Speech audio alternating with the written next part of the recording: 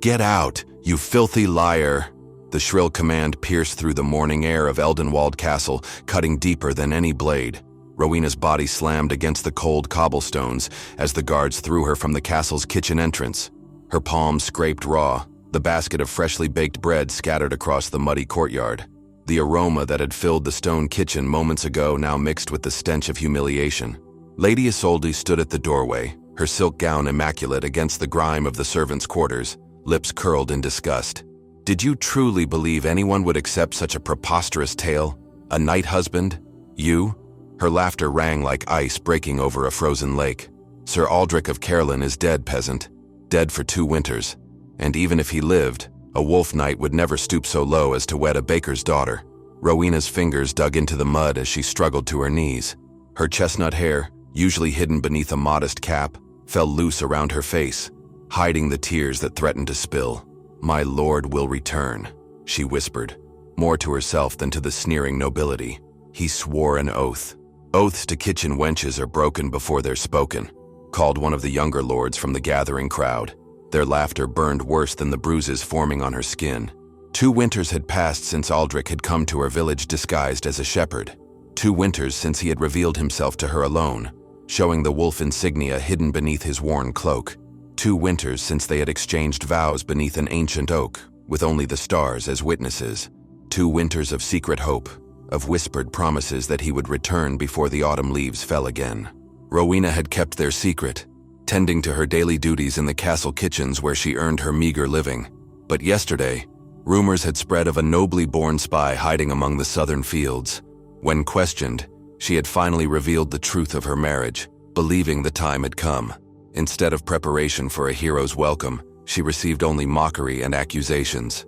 "The famous Sir Aldric died heroically at the siege of Redmore," declared Captain Godwin, his hand resting casually on the pommel of his sword. "I was there. I saw the eastern tower collapse upon him and 20 good men. This wench dishonors his memory with her delusions." Lord Berengar, the castle's seneschal, stepped forward, his aging face severe beneath his graying beard. "Eldenwald has no place for those who would sully the names of our fallen heroes. You will leave these grounds immediately. Should you return with more of these fantasies, the punishment will be far worse than mere exile." Rowena gathered what dignity remained as she rose to her feet. The loaves of bread she had baked since dawn lay trampled in the dirt. Her life's work, her position, her home, all stripped away because she had dared to speak the truth. "My husband lives," she said quietly, standing straight despite the pain radiating through her body. "And when he returns, you will remember this day." "Take her to the gates," Lord Berengar commanded, already turning away with disinterest. Rough hands seized her arms. The guards, men who had happily devoured her bread for years, now dragged her across the courtyard toward the main gate. Castle servants, friends she had worked alongside since childhood, turned away, unwilling to be associated with her disgrace. Only old Matilda, the head cook, dared to press a small bundle into Rowena's hands as she passed. "For the night," the old woman whispered. "God keep you, child." The massive gates groaned open, and Rowena was thrust onto the road outside. The bundle contained a heel of bread, a wedge of cheese, and a small knife, meager provisions for a life destroyed.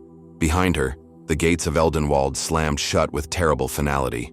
The autumn wind bit through her thin dress as she limped away from the only home she had known since her parents died.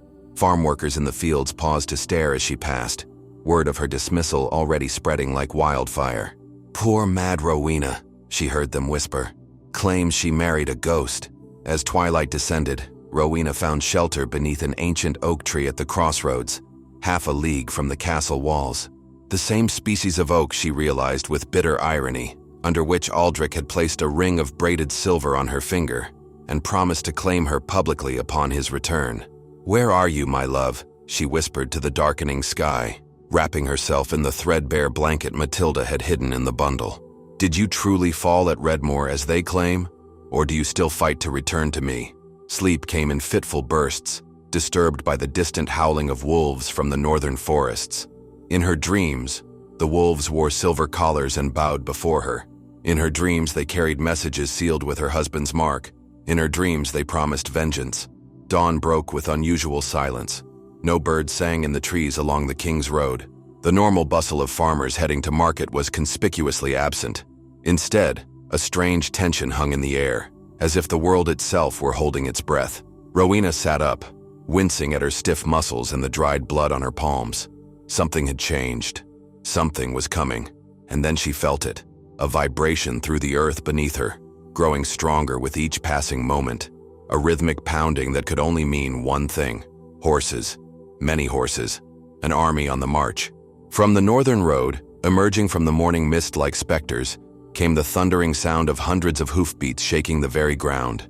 The first light of dawn glinted off their armor, black plate with silver detailing, and at their head, a banner snapped in the wind, a white field bearing the silhouette of a silver wolf. The Wolf Knights of Caerlan had arrived at Eldenwald, and they were heading straight for the castle gates. Rowena stood transfixed as the company of knights thundered past her. Their polished black armor absorbed the morning light, making them appear as shadows given form. Silver wolf emblems adorned their breastplates and shields, the mark of Caerlan's elite warriors, men who had vanished from the realm's Chronicles 2 years prior. The riders paid her no heed. A simple peasant woman by the roadside was beneath their notice. All except one, the knight who rode slightly apart from the others, his helmet distinguished by a crown of silver wolves circling its crown. He slowed his massive destrier as he approached the crossroads, the beast's breath forming clouds in the cool morning air. Though his face remained hidden behind his visor, Rowena felt his gaze upon her. For a moment that stretched like eternity, they regarded one another, the disgraced kitchen maid and the armored knight. Then, with a barely perceptible nod, he spurred his mount forward, rejoining his men as they approached Eldenwald's gates. Rowena gathered her meager belongings and followed, drawn by an invisible thread. She kept to the edges of the road, moving as quickly as her bruised body would allow. By the time she reached the castle's outer courtyard, the scene before her had transformed into barely contained chaos. The Wolf Knights had formed a precise half-circle before the main keep. Their discipline was unnerving. Not a single horse shifted or stamped, not a single knight spoke. They simply waited, immovable as statues, while the castle erupted into frantic activity. Lord Berengar emerged from the keep, hastily dressed in his finest doublet, his face ashen. Behind him came Captain Godwin and a dozen guards, their hands nervously resting on sword hilts. "Who leads this company?" Berengar called out, his voice betraying a slight tremor. "What business brings the Knights of Caerlan to Eldenwald without herald or invitation?" The knight with the wolf-crowned helmet dismounted in one fluid motion. His armor made barely a sound as he stepped forward, the mark of masterful craftsmanship. When he spoke, his voice resonated from within his helm, deep and commanding. "I bring no invitation because none should be required to enter my own lands." Murmurs rippled through the gathering crowd of servants and guards. Berengar's face contorted in confusion. "Your lands? Eldenwald belongs to the crown, administered by the House of Caerlan for 7 generations," the knight interrupted, "until the siege of Redmoor, when it was believed the bloodline had ended." He removed his gauntlets with deliberate slowness. "I am Sir Aldric of Caerlan, rightful lord of these lands and commander of the Wolf Knights." Lady Isolde pushed her way to the front of the crowd, her face a mask of disdain. "Sir Aldric perished at Redmoor. Everyone knows this. You dishonor a hero's memory with this imposture." The knight reached up and removed his helmet. A collective gasp rose from the onlookers. His face bore the unmistakable features of House Caerlan, the sharp jawline, the deep-set eyes.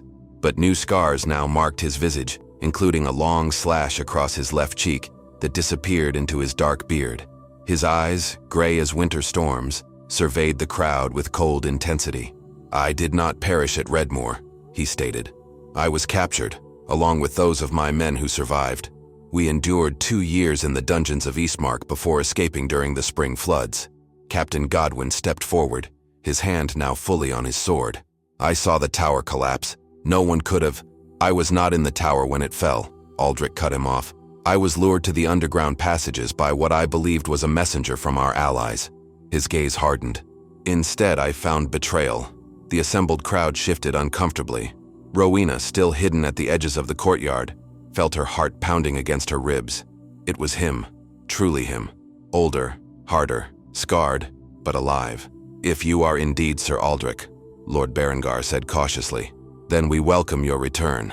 Eldenwald has sorely missed its rightful lord."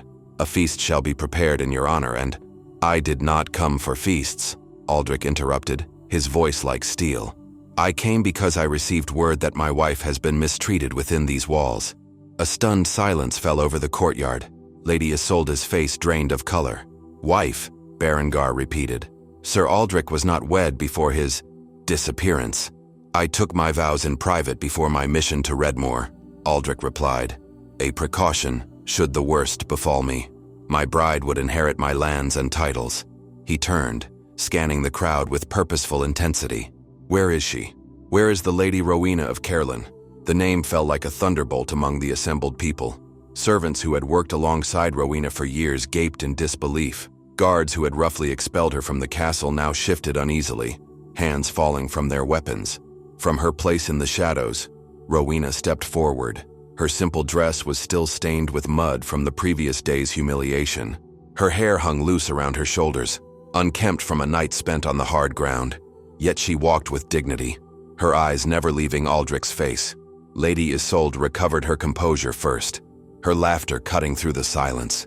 This kitchen wench is whom you claim as your lady wife? Surely you jest, Sir Aldric.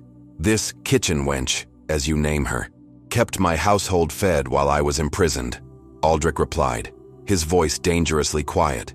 "She maintained her position here, watching and waiting, as I instructed her to do before I departed. She kept our marriage secret, even when revelation might have granted her comfort and privilege." He strode across the courtyard until he stood before Rowena. For a moment, the hardness in his eyes softened, and she glimpsed the man who had knelt before her beneath the oak tree 2 years ago. "My lady," he said, loud enough for all to hear, as he extended his hand to her. Rowena placed her calloused, scraped hand in his. "My lord," she replied, her voice steady despite the tears threatening to spill. Aldric turned back to the assembled crowd, Rowena's hand firmly in his. "Yesterday, I am told this woman was dragged from the kitchens, publicly humiliated, and cast out when she finally revealed our marriage." His voice had returned to ice. "I would know who is responsible." No one spoke. Even the birds seemed to hold their chorus. "I was there," came a wavering voice from the back of the crowd. Old Matilda stepped forward, her cook's apron still dusted with flour.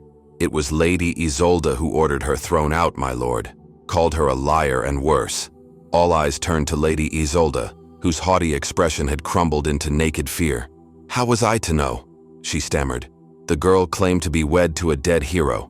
Anyone would have thought— "Anyone," Aldric interrupted, "might have shown basic courtesy to a woman who has served this household faithfully for years.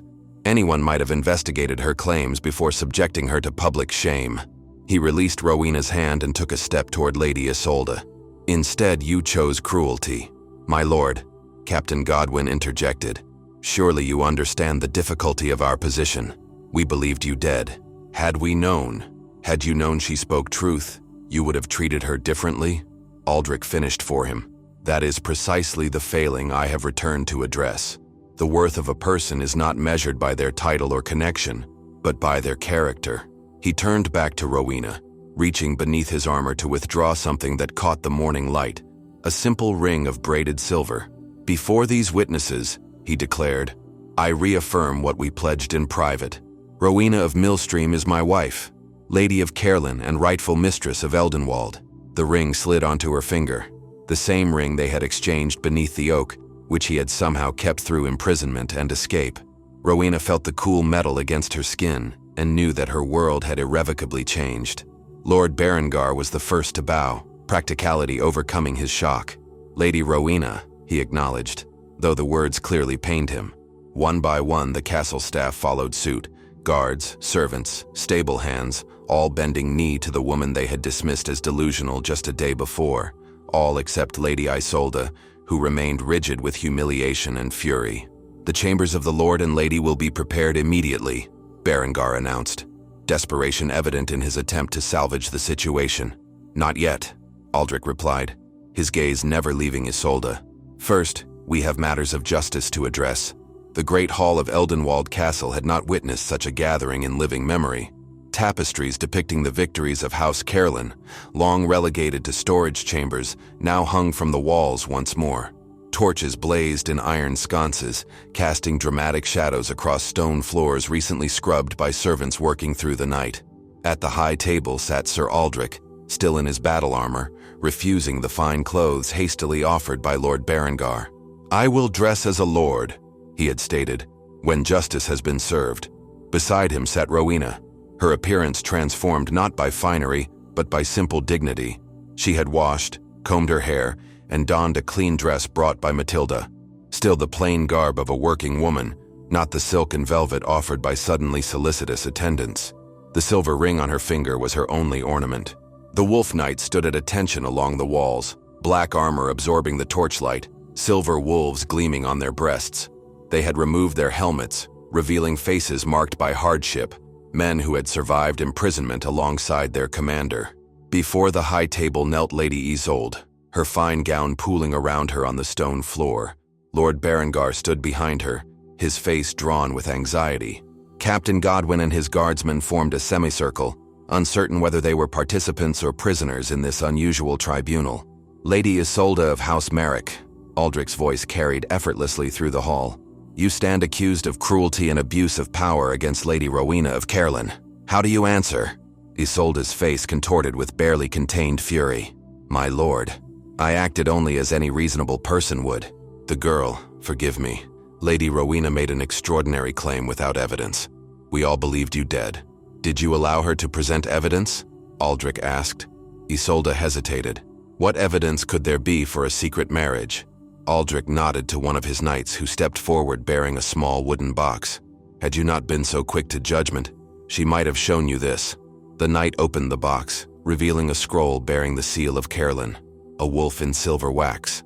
"Our marriage contract," Aldric explained, "witnessed by Brother Thomas of the Northern Abbey, sealed with my signet, and entrusted to my squire Edwin before the Battle of Redmoor."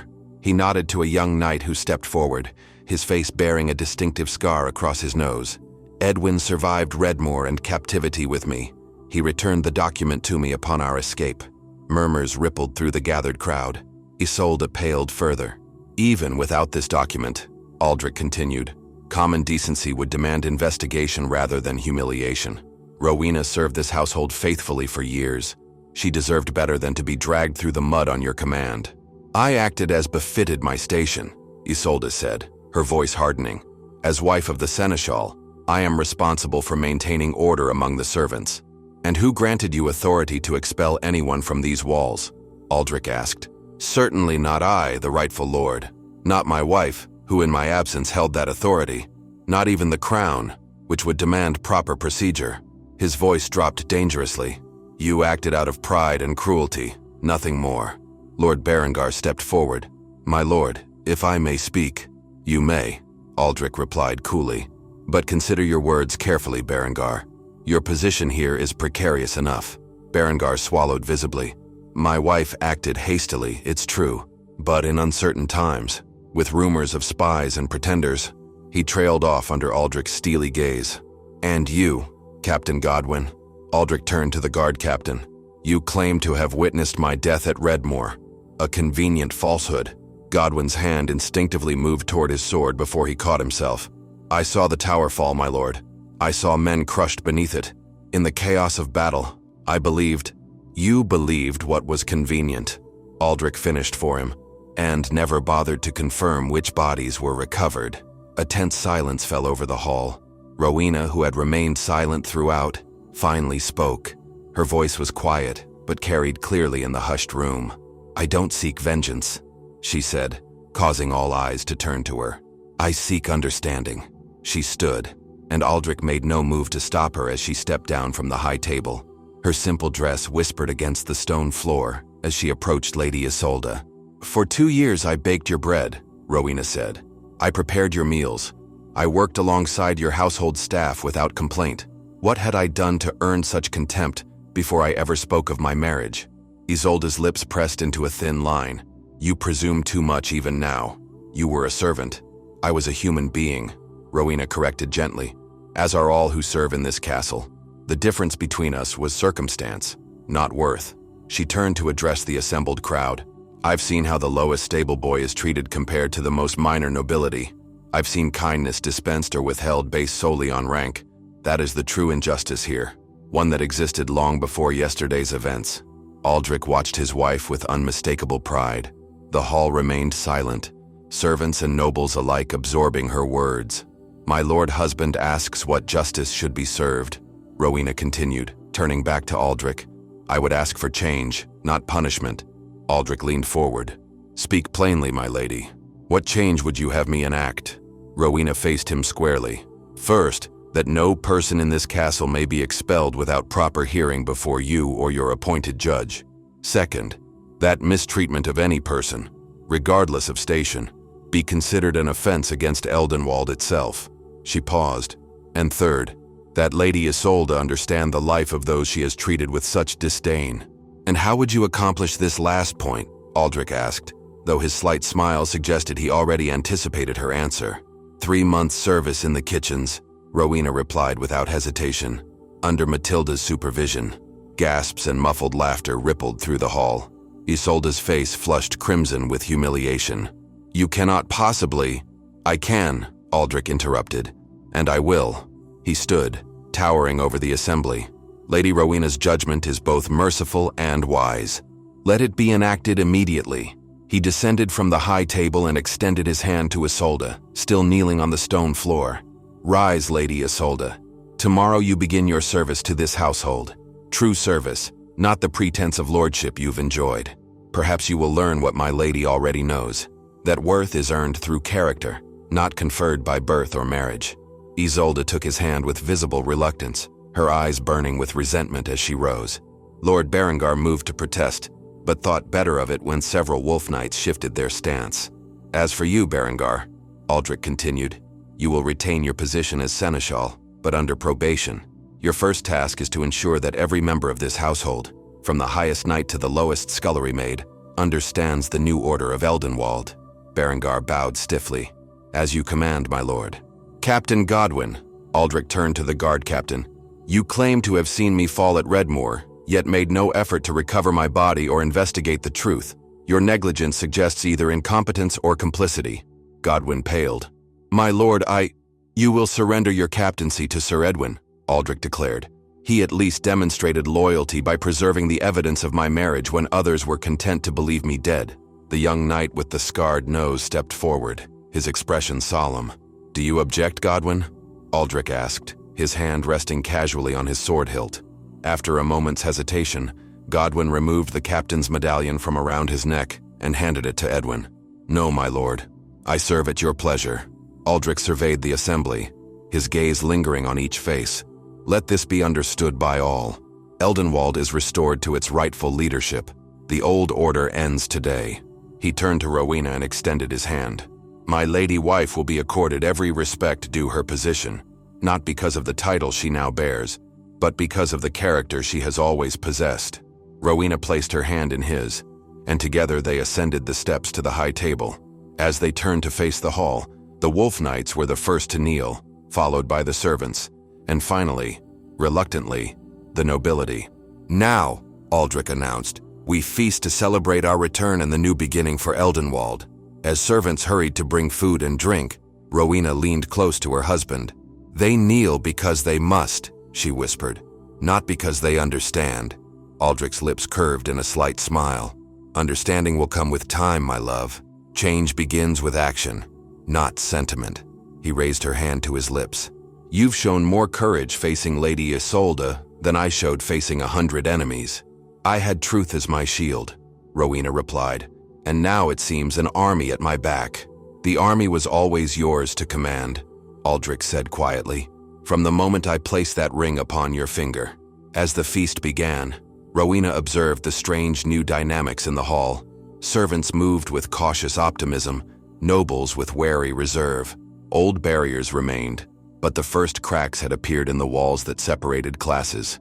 It would take more than one day's justice to remake Eldenwald, but the foundation had been laid. In the kitchens below, Matilda was already preparing for her new assistant. The old cook's laughter echoed up the service stairs as she set aside the heaviest pots and the most demanding tasks for Lady Isolde's first day of service. Change had come to Eldenwald Castle, carried on the wings of justice, and the unexpected rise of a baker's daughter to Lady of the Realm. The first light of dawn found Rowena already awake, sitting by the window of the Lord's chambers. Sleep had come fitfully in this strange new bed, with its feather mattress and fine linen so different from her humble pallet in the servants' quarters. Beside her, Aldric slept soundly, his scarred face peaceful for the first time since his return. Rowena studied him in the growing light. The boy knight who had stolen her heart 2 years ago had been replaced by this hardened warrior. New lines etched his face, speaking of pain and endurance. His body bore fresh scars she had discovered during their reunion, maps of suffering carved into his flesh during his long captivity. "You're watching me," Aldric murmured, without opening his eyes. "I'm memorizing you," she corrected softly, "in case you disappear again." His eyes opened then, gray as the morning mist. "Never again, my love. My wandering days are done." He reached for her hand, his fingers tracing the silver ring. "Do you regret it yet? Becoming the lady of this castle?" "I'm not lady of anything yet," Rowena replied. "Not in truth. A title doesn't change who I am, nor how others see me. Time will change how they see you," Aldric said, sitting up. "Your actions even more so."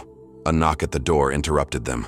Sir Edwin entered at Aldric's command, already fully armored despite the early hour. "My lord, my lady," he bowed to them both with equal deference. "The castle steward requests Lady Rowena's guidance regarding today's arrangements." Rowena exchanged a glance with Aldric. "Arrangements for what?"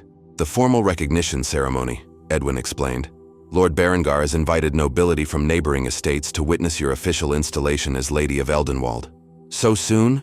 Rowena asked, anxiety creeping into her voice. "Berengar works quickly when motivated by fear," Aldric observed dryly. "Thank you, Edwin. Tell the steward my lady will attend to these matters after breakfast."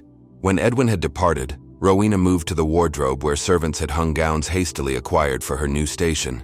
She ran her fingers over the fine fabrics, silks and velvets in rich colors she had never worn. "I don't know how to be this person," she admitted quietly. Aldric came to stand behind her, his hands gentle on her shoulders. "You don't need to become someone else. Eldenwald doesn't need another noble playing at importance. It needs you, Rowena of Millstream." With her compassion and wisdom, she turned to face him. "And what of those who will never accept me, who will always see the baker's daughter playing at nobility? They will learn," Aldric said simply, "or they will leave." Later that morning, Rowena descended to the kitchens, still wearing the simple dress she preferred rather than the finery expected of her station. The familiar chaos of the castle's heart greeted her.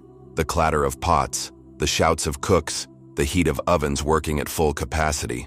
Activity stuttered to a halt as she entered. Servants who had worked alongside her for years now stood frozen, uncertain how to behave toward their former colleague turned lady. "Please," Rowena said into the awkward silence. "Don't stop on my account." Old Matilda was the first to recover, wiping flour-covered hands on her apron before approaching with a knowing smile. "Come to check on your special project, my lady." From the far corner of the kitchen came the sound of labored breathing and muffled curses. Lady Isolde stood red-faced and sweating over a massive cauldron, stirring a thick porridge with obvious difficulty. Her fine hands were reddened from hot water. Her elegant coiffure collapsed under the kitchen's steam. "She's only been at it an hour," Matilda said with undisguised satisfaction. "Already asked 3 times when she might take rest."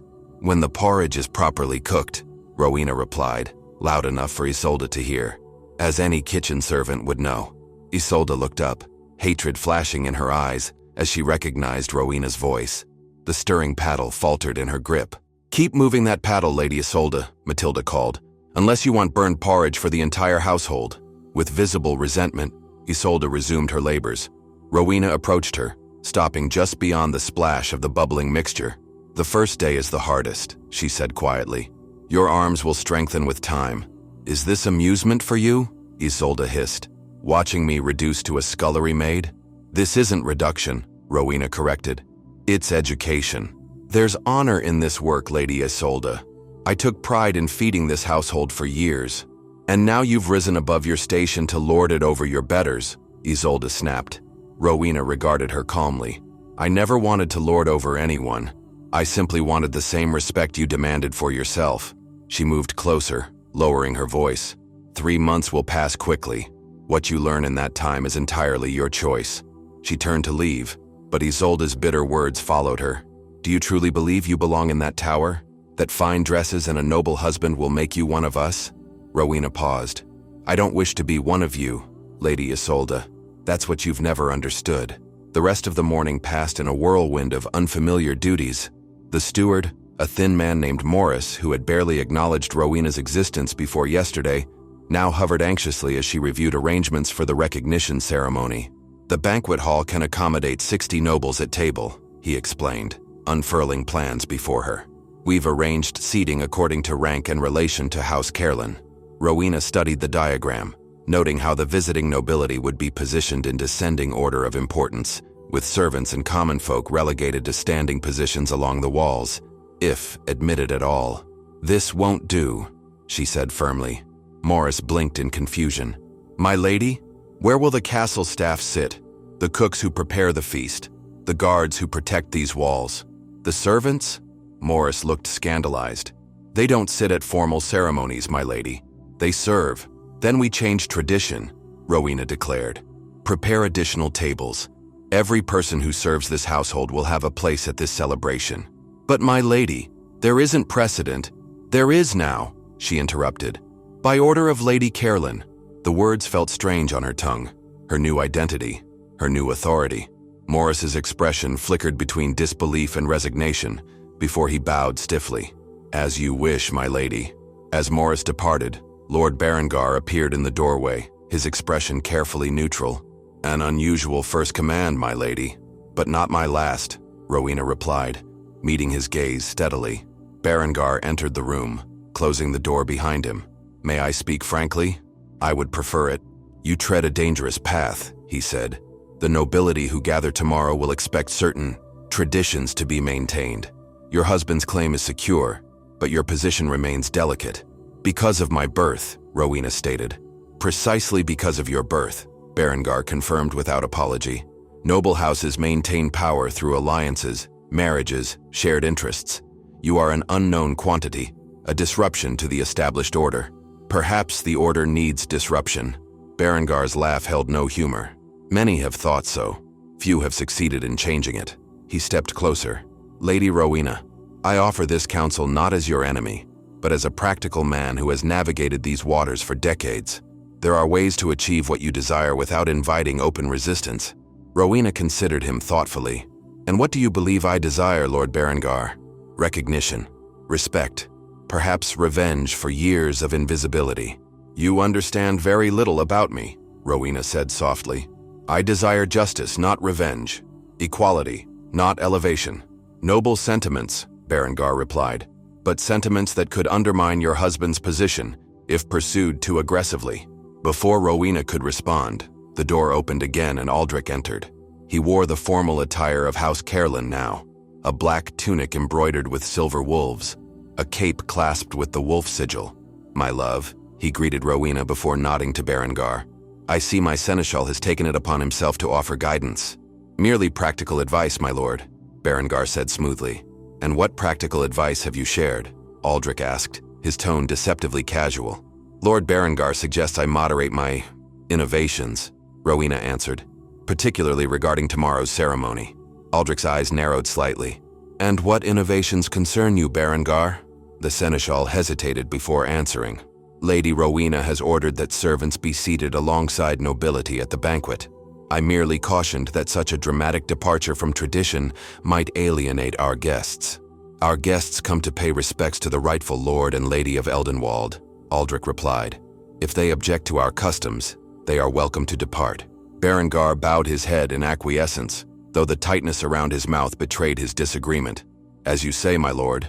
Leave us, Aldric commanded. When Berengar had gone, Aldric turned to Rowena with a mixture of amusement and admiration. Not even a full day as Lady of Eldenwald, and already upending centuries of tradition? Is it wrong? She asked. It's revolutionary, he replied. Which doesn't make it wrong. He took her hands in his. But Berengar isn't entirely incorrect. We face resistance enough without creating additional enemies. Then you would have me retreat? Disappointment colored her voice. Never retreat, Aldric said firmly. But perhaps advance more strategically. Make allies before challenging enemies. Rowena considered this. Who would ally with the baker's daughter? More than you might think, Aldric replied. The common folk already whisper your name with hope. Some younger nobles tire of old hierarchies. Even among the old guard, there are those who value merit over birth. He pulled her closer. You changed my heart with your kindness and strength. You can change others too, but hearts aren't won by decree. Rowena leaned against him, drawing comfort from his solid presence. I never sought power, Aldric. I only wanted to be seen. And now all eyes are upon you, he murmured into her hair. Use that visibility wisely, my love.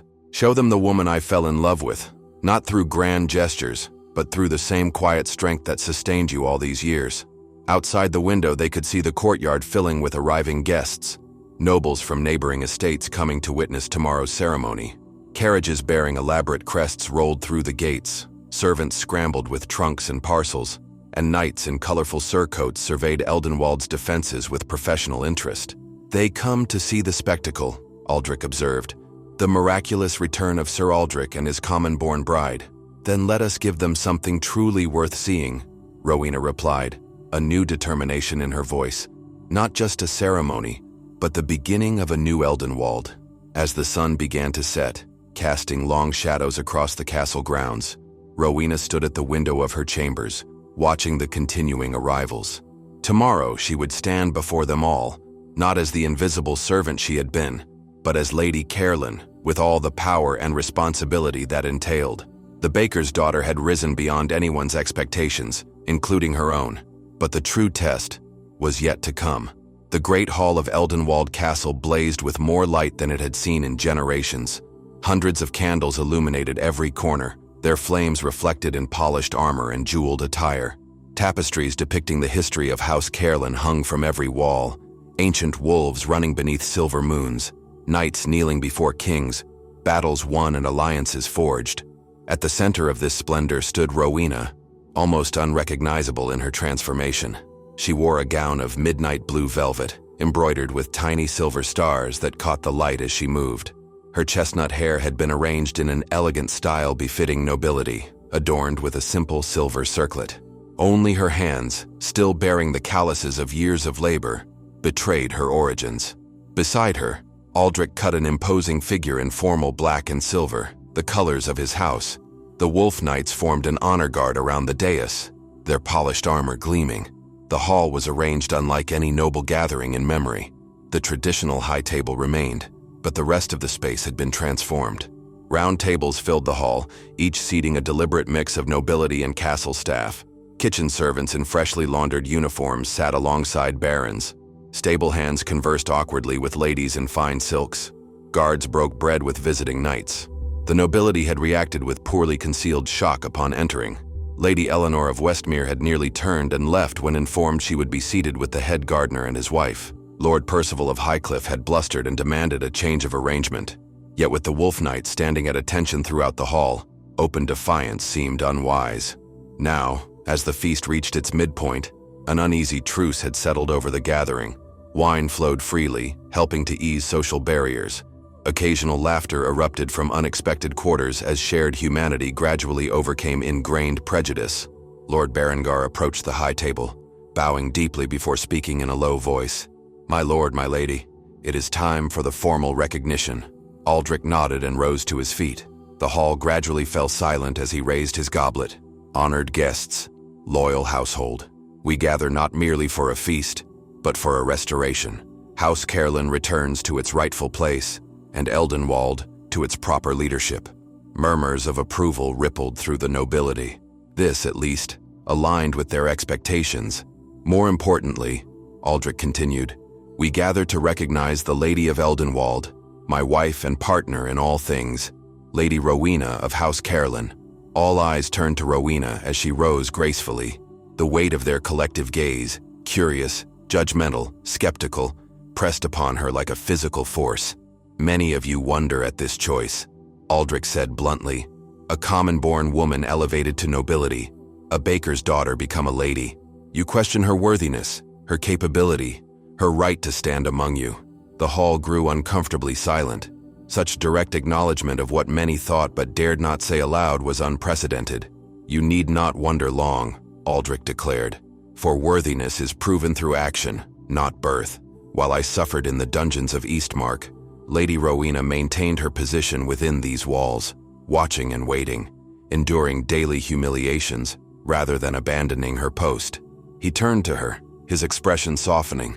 She demonstrated loyalty when others showed doubt, courage when others embraced comfort, and wisdom when others chose cruelty. From a side entrance, Sir Edwin approached, bearing a cushion upon which rested an ancient silver necklace, a snarling wolf's head pendant suspended from an intricate chain.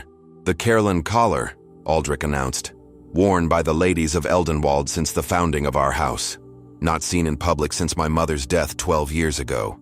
He lifted the necklace reverently, traditionally bestowed upon noble marriages to seal alliances between great houses. Today, it recognizes a different kind of nobility, one earned rather than inherited. As Aldric moved to place the collar around Rowena's neck, a voice cut through the solemn moment. "This is an abomination." All heads turned toward Lady Isolde, who had risen from her assigned place among the kitchen staff. Her face was flushed with wine and outrage, her fine features contorted with disgust. "You make mockery of ancient traditions," she continued, emboldened by the shocked silence.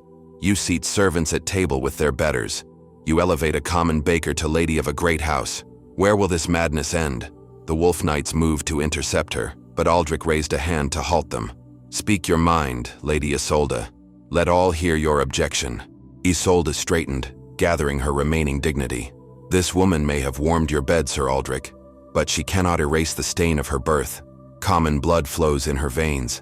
She knows nothing of noble obligations, of the alliances and traditions that have maintained order for centuries." She gestured expansively around the hall. "Look at this chaos you create. Servants seated with lords, hierarchy disregarded. You undermine the very foundations of society." A murmur of agreement came from several noble guests, quickly silenced when Aldric's gaze swept the room. "Is there anyone else who shares Lady Isolde's sentiment?" he asked quietly. "Speak now, if you dare." No one moved. No one spoke. "Then I shall respond," Aldric said, his voice dangerously calm. "Lady Isolde speaks of traditions and hierarchies as if they were immutable laws of nature, rather than constructs of human design. She speaks of noble blood as if virtue were inherited rather than cultivated." He stepped down from the dais, moving into the center of the hall. "I have seen true nobility in dungeons and hovels. I have witnessed honor among the lowest born and depravity among the highest. 2 years in chains taught me that a man's worth lies in his actions, not his ancestry."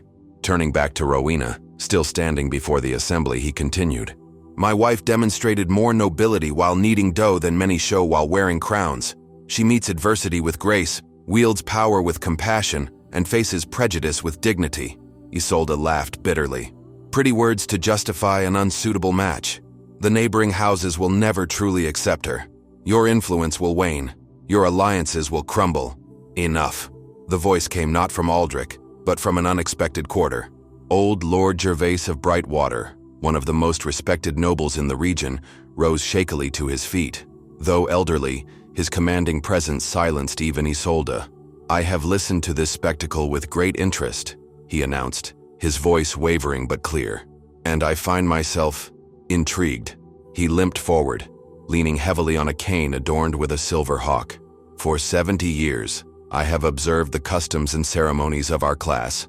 I have arranged marriages for political advantage, judged others by their lineage, maintained the barriers between noble and common as if they were ordained by God himself." Lord Gervais stopped before Rowena, studying her with rheumy eyes. "And yet, here stands evidence that perhaps we have been mistaken all along." A collective intake of breath passed through the assembly. Lord Gervais was the very embodiment of traditional nobility. His endorsement, if that was indeed what this was, would carry immense weight. "My grandson," he continued, gesturing to a young knight seated nearby, "returned from the siege of Redmoor with tales of common archers showing more courage than titled commanders. My granddaughter runs my household with the counsel of a servant who began as a laundress." He turned to address the entire hall. "Perhaps it is time we old hawks reconsidered what truly constitutes nobility." With a formal bow that belied his years, Lord Gervais knelt before Rowena. "Lady Caerlan, House Brightwater acknowledges your position and offers alliance. May your wisdom guide Eldenwald to prosperity." The gesture sent shockwaves through the assembly. If Lord Gervais, traditionalist, patriarch, arbiter of noble custom, accepted Rowena's legitimacy, how could lesser houses object? One by one, other nobles rose from their seats. Lord Percival of Highcliffe, who had complained so bitterly about the seating arrangements, approached the dais and bent his knee. Lady Eleanor of Westmere, after a moment's hesitation, followed suit. Within minutes, a procession had formed, nobles acknowledging the new Lady of Eldenwald, some grudgingly, others with genuine respect. Isolde stood alone now, abandoned by even her allies. Her face twisted with impotent rage before she stormed from the hall, the heavy doors slamming behind her.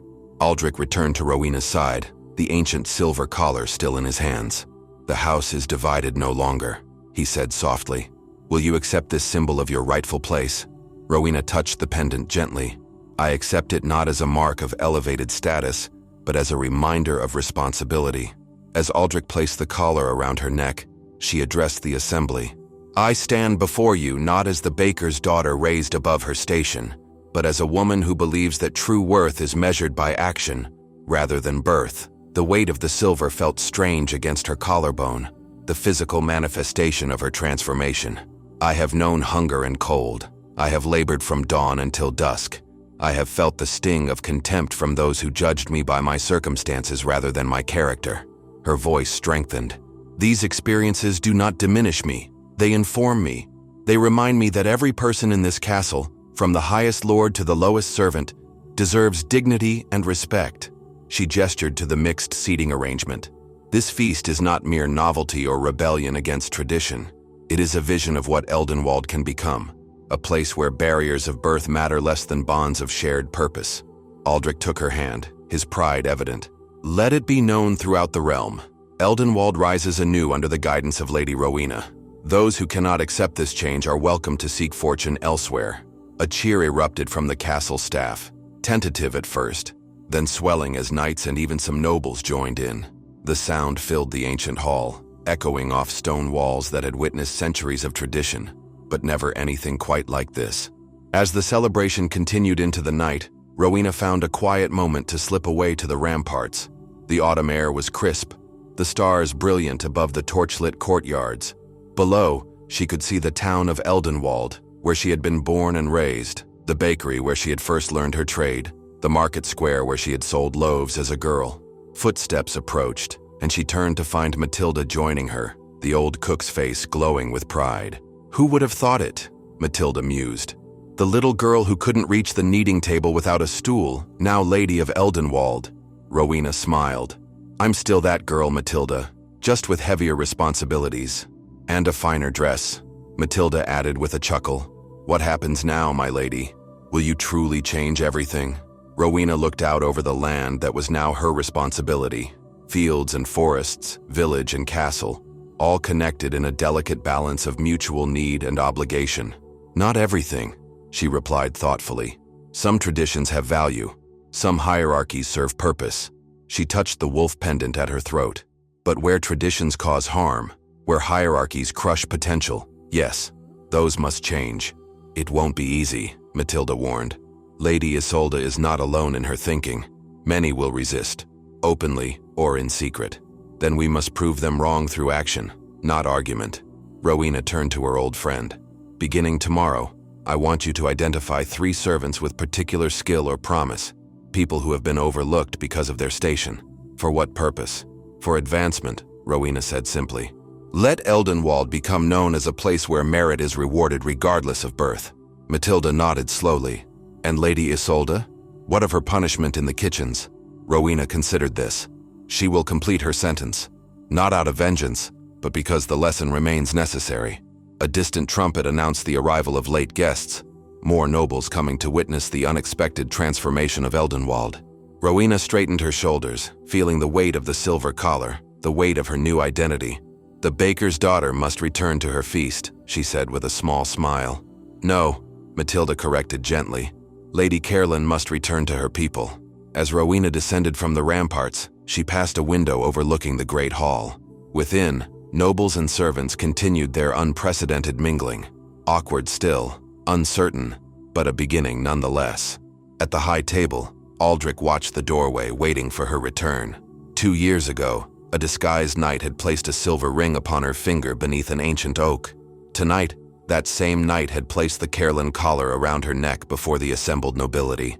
The baker's daughter had become a lady not through birth or fortune, but through courage and conviction. The true work, the transformation of Eldenwald into something new, was just beginning. But as she re-entered the great hall to renewed cheers and raised goblets, Rowena knew one truth with absolute certainty. She had finally been seen, not just by her husband, not just by the nobility, but by all of Eldenwald, seen for who she truly was, a woman of strength and compassion, whose worth transcended the circumstances of her birth. And in being truly seen, she had gained the power to help others rise from invisibility as well. The castle that had once been her workplace was now her responsibility. The people who had once been her masters were now her charge.